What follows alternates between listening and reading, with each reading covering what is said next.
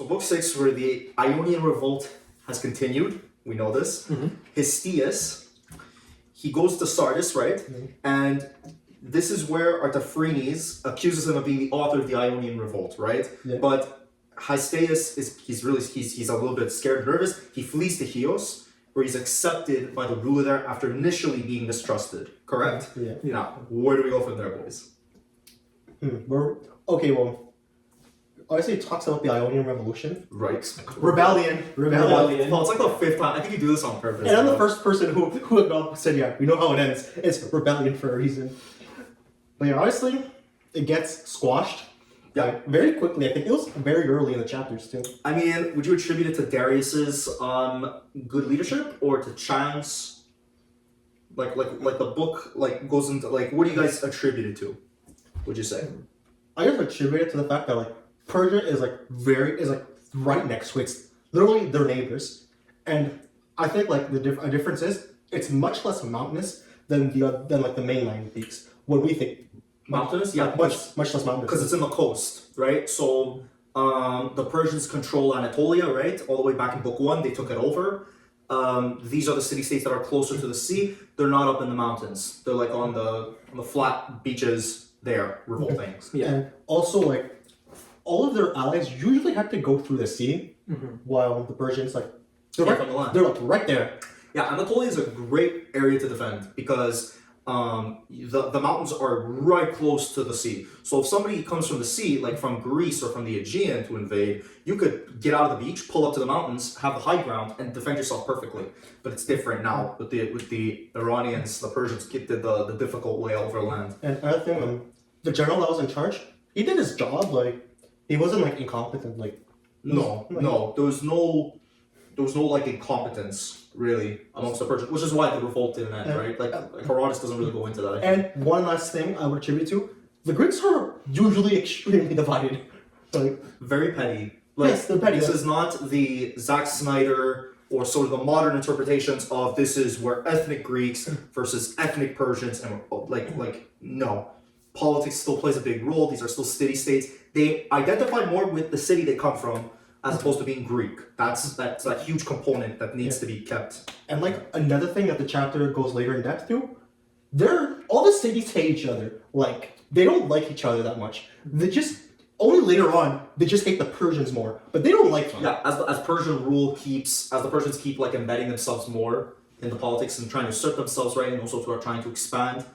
But initially the Greeks are still at each other's throats. I mean, it reminded me of a sort of literature, maybe Game of Thrones, where all of Westeros is at each other's back, and only when the White Walkers come or Daenerys comes can they sort of unite. Any other piece of literature you guys can think of where it's people who have historically squabbled, and their squabbling is not allowing them to see this threat on the horizon, or that's looming over. The Aztecs. Yes, the squabbling Spaniards. The Aztecs were so bad that all the surrounding nations teamed up with the conquistadors because they hate the Aztecs so much. Because they were doing stuff like sacrifices, And in their case, they were just way too late to figure out that the conquistadors are just way worse. Yeah. But in this case, they eventually managed to get their shit together and fight back. But not this chapter. And Paul, how does Herodotus end the Ionian revolt? How does it end? Don't they isn't one of the cities the Greek folks start getting lazy because they're man, this is hard, and just stop fighting? I think there was one. There's one city like that. But I wrote that the Persians, by means of the Phoenician navy, because they eventually get the Phoenician navy, right? They conquer the whole region around the Hellespont, including the Chersonese, all except Cyzicus and Cardia, which was ruled by Miltiades, the son of Saint Simon, Miltiades of Athens. The Hellespont is a little tiny thing in between Constantinople, Istanbul, I guess. Yeah. Yeah, that's Hellespont. Yeah, so that's basically from my notes, right? From what I remember, that's basically how it ends. But there was a lot of stuff in between, right? Persian generals. Hold on. Histiaeus tries to return to Miletus, but the Milesians reject him. So Histiaeus gets ships from Lesbos and camps near Byzantium, controlling all sea traffic through the Bosporus, right? Those two little straits. The Persians prepare a massive attack on Miletus by land and sea using Cypriots and Egyptians, as well as Phoenician ships, multi-ethnic army. In conference at the Panionium, the Ionians resolved to allow Miletus to be besieged, so they allow Miletus to be taken over, and to mass for a sea battle at Lavi, an island near Miletus. A count of the contingents at Ladi, the largest from Miletus, Chios, Lesbos, and Samos, total 333 ships, right? The Persian generals, worried at the number of Ionian ships, appealed to the deposed tyrants of Ionia, asking them to persuade the Ionians not to fight with promises of leniency, or at the last resort with horrible threats. The Ionians reject the appeals, made secretly and individually. So that's so weird, huh? Like the Persian generals go to a bunch of Ionian despots in exile to try to get them to come into it, and it doesn't work. Dionysius the Phocian, he was commander of the Ionian fleet, I think. He drills the Ionians until they become discontented and refuse to man the ships. And that's to say that like they worked so hard that they're like, man, I would just rather be slaves. Exactly. And seeing the disunion, the people of Samos, the commanders, decide to honor a deal made by their now deposed tyrant to submit to the Persians. So Herodotus is adding this element of politics, right? And that basically there's no real loyalty. The different Greek city-states will join the Persians or not, depending on whether it be advantageous to their own city-state. That's super important, right? This also goes into like the international relations and Niccolo Machiavelli a little bit of like people only fending for themselves and ends justify the means sort of logic. So then the battle begins and most of the Samian fleet deserts. Herodotus alludes to a controversy among his sources over the battle. The people of Lesbos are said to have deserted when they saw the Samians doing the same. Heroism from the people of Chios is in a losing cause. They brought 100 ships with 40 yes. Some of the Chians escaped to Ephesus, where they're mistaken for invaders and slain by the people of Ephesus, who are trying to protect their women who are at Thesmophoria. Dionysius escapes to Sicily with 3 captured ships and becomes a pirate. The battle is won. The Persians besiege Miletus and take the city in 494 BC.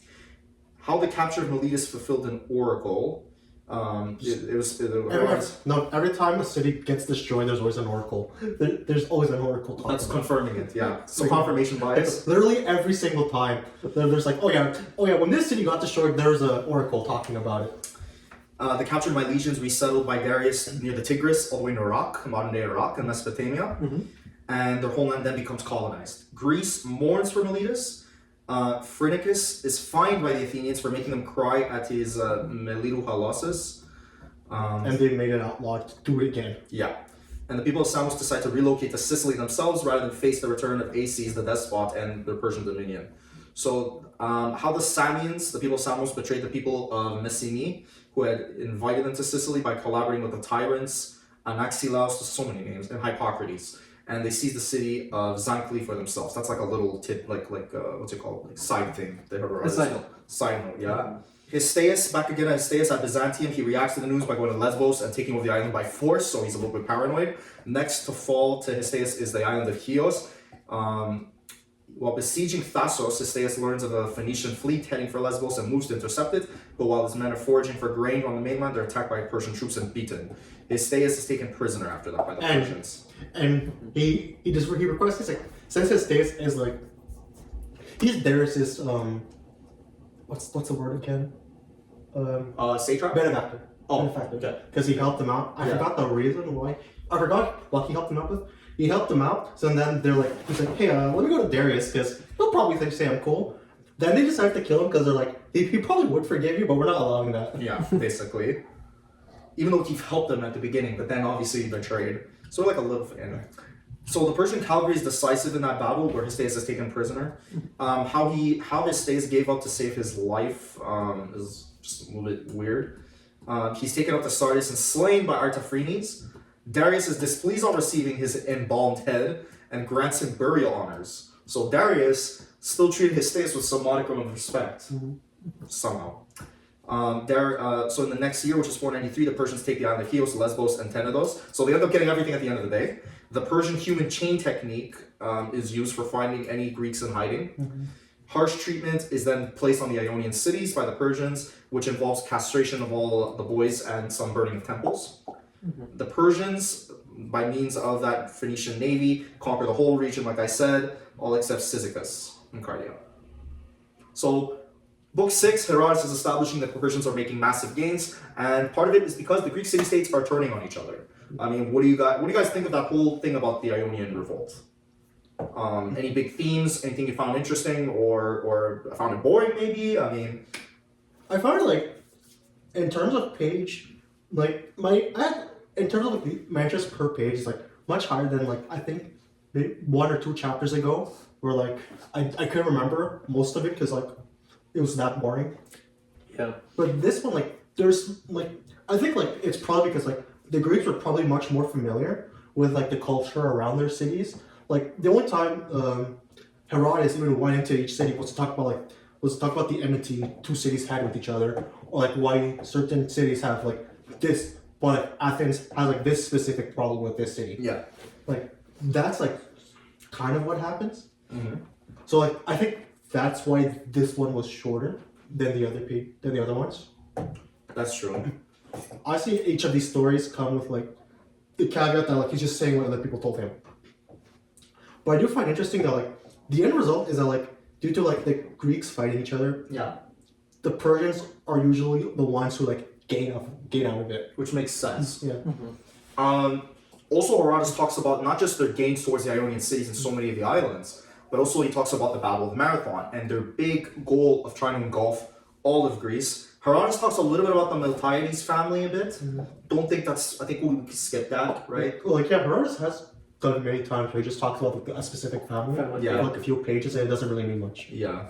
So the Persians are starting to look towards Greece. There's this, one of the Persian generals, whatever, named Mardonius, right? Thassos and Macedonia are subjected to him, so they're starting to come through northern Greece, you could say. In 491, also Darius orders Thassos to destroy its walls and puts its fleet at his disposal. And the great wealth of Thassos becomes his, the gold mines and all that. You say no? Yes, but he gets it anyway. Darius prepares for war by ordering Ionia and the islands to build ships and muster troops. His heralds get earth and water from many cities of Greece, including Aegina. Upset at this, Athens accuses Aegina before the Spartans. Cleomenes responds by trying to arrest the guilty at Aegina because the earth is somehow important, but he refuses. Chryas of Aegina relies on support from Demaratus, the Heraclid, fellow king with Cleomenes, the Eurypontid. Yeah. They also go a bit into detail on Spartans? On the Spartans, why they have 2 kings. I'm not sure that's actually true, but whatever. Like, no, I know they have 2 kings. I just doubt that's the reason why they have 2 kings. I mostly care about like the Battle of Marathon. You guys want to go into that? It wasn't that long. I thought it was like mostly build up for it. Yeah. And then like it was like a paragraph of talking about the Of battle. actual battle. Yeah, it didn't really go into it that much. As Paul mentioned, it goes like, what do you call it? The Persians beginning their advance, Athenians going to the Spartans for help, Spartans saying, "Oh, we can't. We're in the middle of our was it like a celebration? Yeah. They gotta wait till I believe it was the moon was full, or like the full moon cycle. They have like their own thing. Yeah, they stick to their religion despite the fact that the Persians are going to invade Athens, And which probably could then turn to Sparta. in turn to Sparta. But again, that's how devoted they are to religion. So we see that, and then later on we finally get the big battle, right? But again, it's not that long. Yeah, and the Athenians are victorious. Miltiades gets a lot of recognition for this, for commanding. And like a few generals die and stuff. Yeah, and Darius, we could say, is pretty disappointed. Look, disappointed, yeah, but like, first of all, he's like way off. He's not close to there. No, He's like- he's not commanding it He's himself. not even close to there. Like honestly, he's just probably. Honestly, I think he was just bummed if anything. He's like, oh man. Oh shucks, we we just couldn't- lost all our men. He's like, we couldn't take all of Greece. Only like a third of it. Damn it. So then that big battle of Marathon happens, but it's like sort of summarized very fast. Dude, I forgot that the Battle of Marathon was in this book until like I It's see such the- an important battle. It is, but it was like one line that they said marathon. I'm like, oh yeah, I forgot the Battle of Marathon was in this book. Yeah, but I was really Herodotus will focus on like such weird things. details. But I did like the strategy that they used, where like they lured them into the center. The Athenians lured the Persians into the center, and Yes. they came in, and then they flanked them from the right. Entrap them. When he talked about the battle that way, Herodotus isn't like Thucydides. Which spoiler alert, he isn't like Thucydides is a military man. He was a general. Yeah. I don't think Herodotus was a general. And also maybe Herodotus, maybe Herodotus didn't really find that the military details to be that important. He was more focused on the macro things. So this battle happened, this happened, and like you know what I mean? Like he's trying to get like a concise, huge thing. He feels like the family history from Miltiades and how the Spartans get their state. Like he introduces stuff to talk about the macro like timeline, but like in his head, like the uber details of the battle isn't gonna really influence the macro timeline of like what he's trying to say as much. It's a good point. He doesn't really like. So far from what we've read, he doesn't really focus on many battles. He likes talking about the families, the history, the bit of the backdrop, The politics of everything. Yeah, and then the battle is just an event that he's skimming. It's the culmination of all that. Yeah. The most he ever cared about a battle was like in like book 1 or 2 where he's talking about Cyrus or something. Cyrus's like conquest, yeah. That's like, or like the times Darius took over Cambyses, took over Yes. Egypt. That's like the one time, the only time actually, that so far Herodotus actually cared about the battles. So yeah, that happens. And then he goes on to the further adventures of Miltiades towards the end. So Miltiades is riding high at Athens after Marathon. He's entrusted by the city of Athens with 70 ships and an army, though he does not say for what purpose he will use them, And he fails. but only for that he will enrich Athens. Miltiades takes force and besieges at Paros, because Paros helped Darius with providing him ships. But really because Miltiades actually had a personal grudge against the city of Paros. So basically he's using ships given to him by the city for his own personal use, even though he said he'd use it for the city of Athens. So it's very funny that Herodotus is talking about a fellow Greek and Athenian, and like where he's from, Halicarnassus, it's like, it was sort of like a call, it had a lot of connection with Athens. So him talking about Miltiades in such a fashion is very weird. But we always knew Herodotus doesn't really give a crap about nationality or loyalty. He wants to try to get to the truth. Yeah. So it's weird that he's getting sources that saying Miltiades is actually kind of like a Trump, where he's using state funds for his own personal spiel. use. Yeah. Like actually, I'm pretty sure we will see that a big problem in like the Greek society, in like the Athenian society specifically, where like they're very vulnerable to like demagogues, like they're like to like very charismatic leaders. Who want to then consolidate and become authoritarian. And spoiler, Rome also has that problem. Yes. So he attacks Paros because of this personal grudge. He demands 100 talents as the price of raising the siege, and the Parians refuse. According to the Parians, Miltiades was instructed by a local priestess to climb the wall and enter the shrine of Demeter, which he did. But on the way back, he fell and hurt himself. Sort of weird. After 26 days of a siege that went nowhere, Miltiades then returns back to Athens with nothing. The Parians are prevented by Delphi from punishing the priestess for guiding Miltiades into the city. So Delphi's like, you can't punish this priestess. Don't forget that Miltiades also has an injury that becomes relevant afterwards. Yes. Back at Athens, Miltiades is then accused by somebody named Xanthippus and sentenced to pay a fine of 50 talents. But he dies of the wounds he received in that fall, and his son, Miltiades' son Simon, pays that fine, the 50 talents. Simon with a C. Yes. Simon. Urged in Miltiades' defense are Marathon and the conquest of Lemnos. The Lemnos story begins with the expulsion of the Pelasgians from Attica or Attiki. Hecatus says the Athenians did this unjustly because they wanted the land around Hymettus, but the Athenians say it was in response to Pelasgian aggression. So obviously the Athenians are going to make themselves look like they didn't want this. Hymettus is actually saying, no, they were greedy and wanted this land for a specific purpose. The Pelasgians then went to Lemnos. In revenge, the Lemnians raped a group of Athenian women from Braurin. Those 5 paragraphs. Then, on finding that their sons stuck together and identified themselves as Athenians, they killed the women and the sons. The barrenness of land and women fell on Lemnos as a result. The oracle said to offer Athens anything. Athens demanded Lemnos, and the Lemnians decided to surrender it when a ship could sail there from Athens in 1 day. Miltiades later sailed there from Hesonice in 1 day and claimed the oracle had been fulfilled.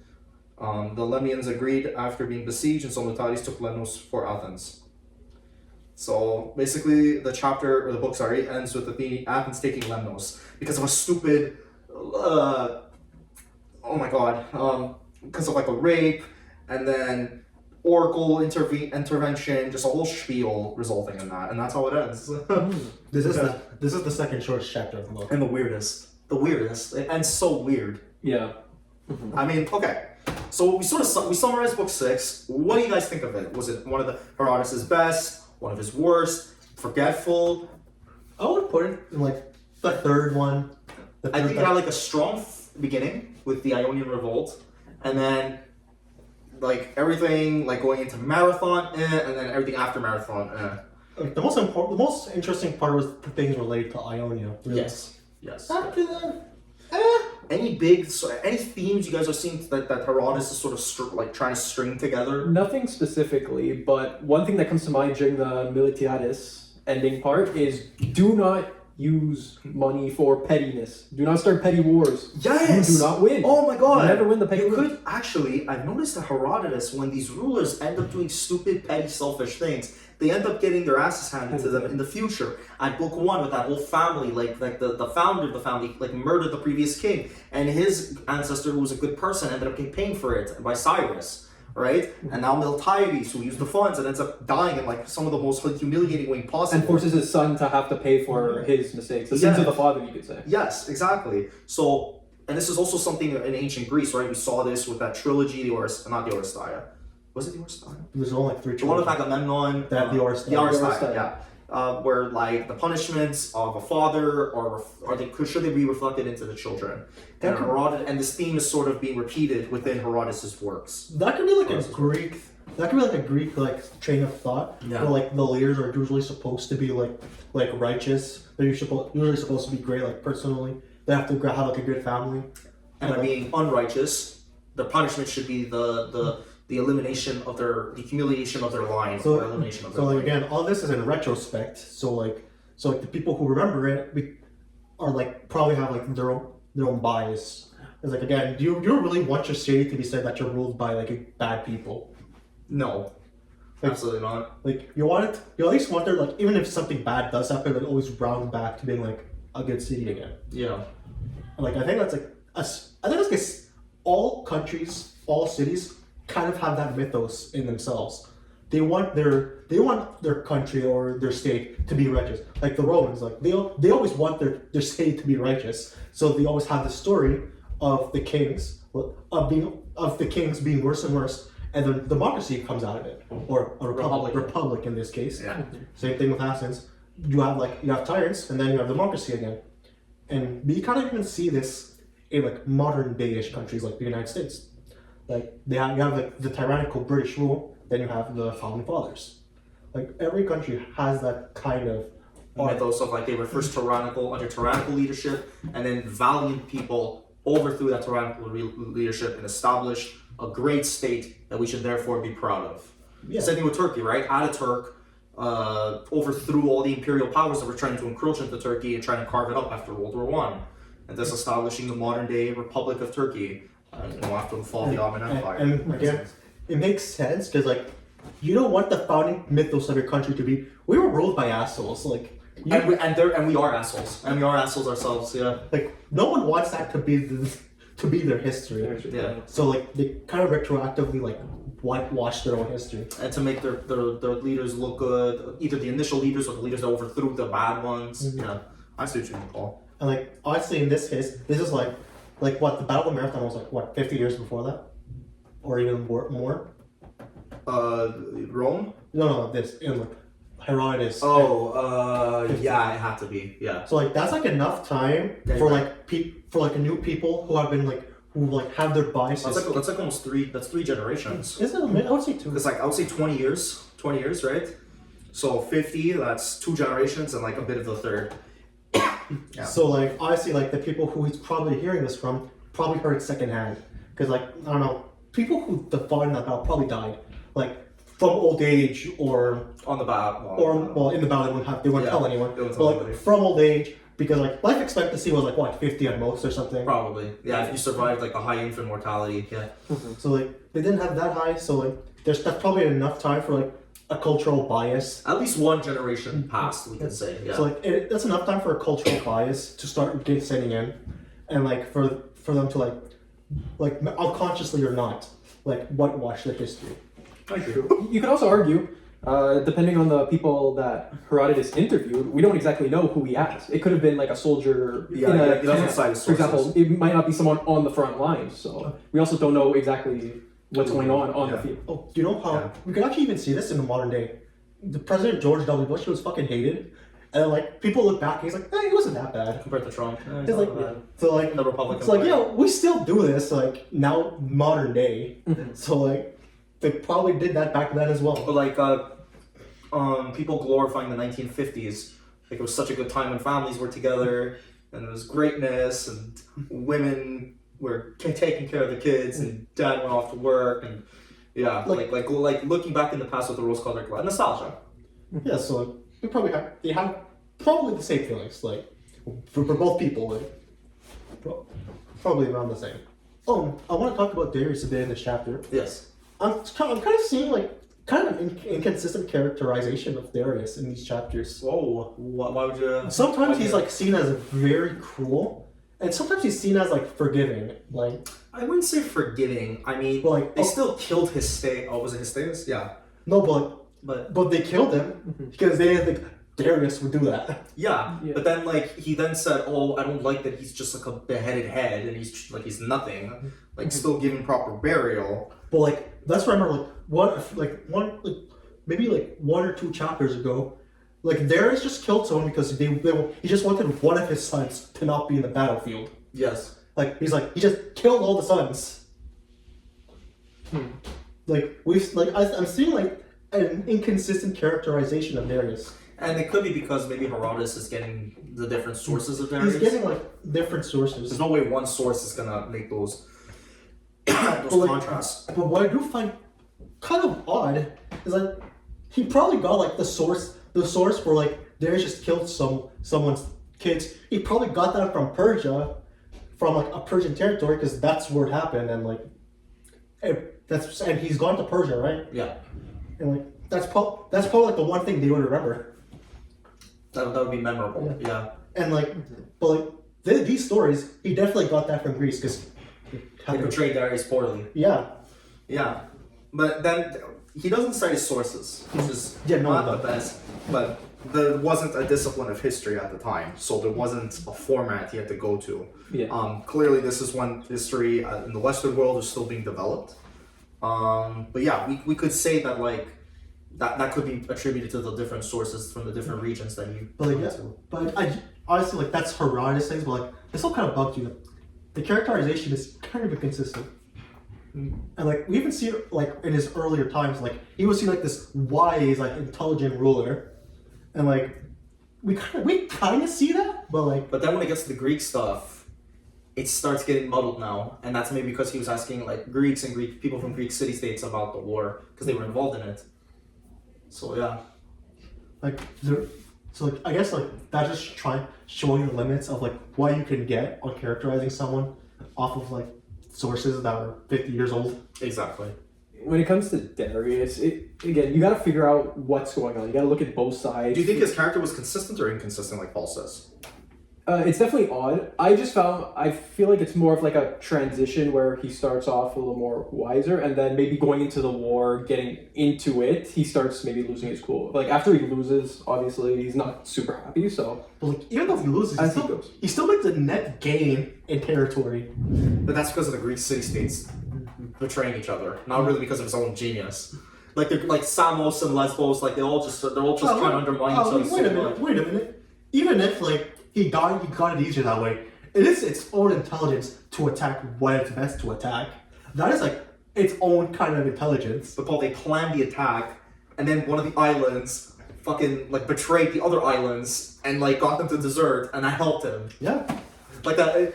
I'm not saying he's bad, but like it wasn't just his intelligence. Like a lot of luck also, and like the politics of the Greek city-states really played in this guy's favor. Well, we can't even say it's 100% luck because like it's not impossible for. Well, luck in the sense that like he couldn't control the Greek city-states being at each other's throats. They have to happen. No, but like I think like you could also you could make the argument whoever the Persian general is, he probably said like these are all divided. Like there's a good chance one of them will run away. Like that's not impossible for a Persian general. Well, yeah, who like definitely knows all these cities hate each other, and they can't. And like unless they're right at you're right at their doorsteps, they're not going to care about each other.